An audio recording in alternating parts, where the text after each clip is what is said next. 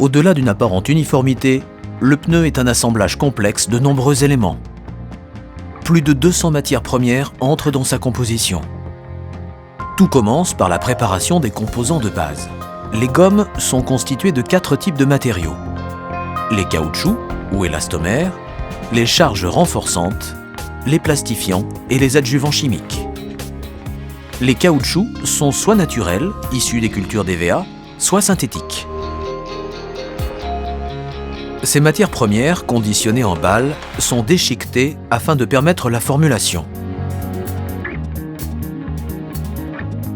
À ces élastomères s'ajoutent les charges renforçantes, le noir de carbone et la silice, qui confèrent à la gomme sa résistance à l'usure.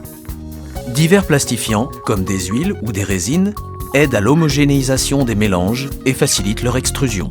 D'autres ingrédients se présentent sous forme de poudre ou de granulés. Il s'agit des adjuvants chimiques.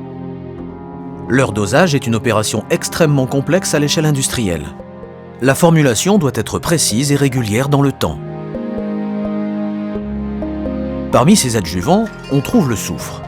Nous le verrons plus tard, il joue un rôle essentiel pour l'obtention des propriétés mécaniques des gommes. Tous ces constituants sont intimement mélangés jusqu'à une homogénéité parfaite. La façon de mélanger et de cuire ces divers constituants a autant d'importance sur les performances du pneu que le choix et les proportions des matériaux. Chaque mélange est soigneusement établi pour répondre aux exigences de souplesse, résistance, adhérence, etc. Les gommes ainsi obtenues sont identifiées pour une traçabilité totale et conditionnées pour être ensuite transformées.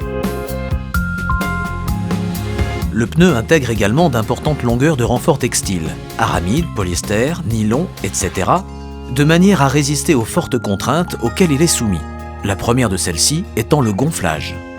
Une fois ces différents composants préparés, ils vont être transformés en une multitude d'éléments, parmi lesquels des produits plats, des profilés ou des nappes textiles.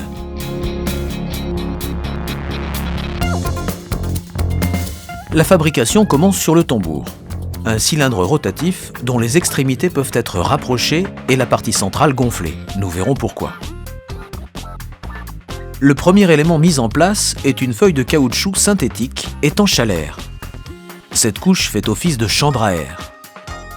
Dans un deuxième temps, une nappe de fil textile enrobée de caoutchouc est ajoutée. 2 bandes de gomme profilée sont appliquées de part et d'autre. Elles permettront de positionner les tringles, des cerceaux métalliques inextensibles dont le rôle est de maintenir le pneu sur la jante. Une deuxième nappe est mise en place.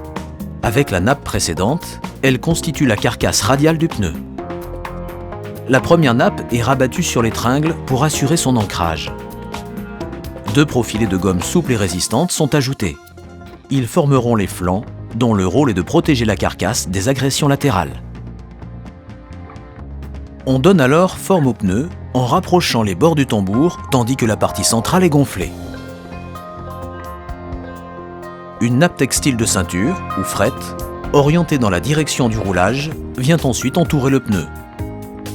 Elle bloquera la déformation due à la force centrifuge à haute vitesse. Enfin, un dernier profilé est mis en place. Il correspond à la partie en contact avec le sol, la bande de roulement. L'ébauche de pneu est terminée. Elle est acheminée dans le moule de cuisson.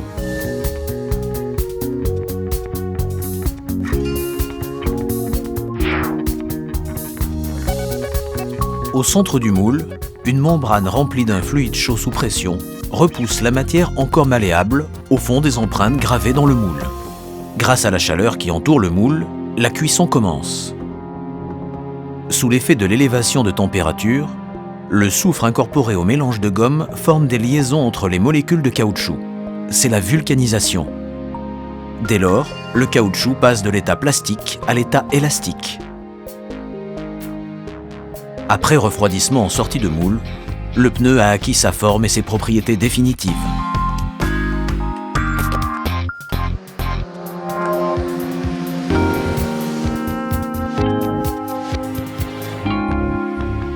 Michelin, une meilleure façon d'avancer.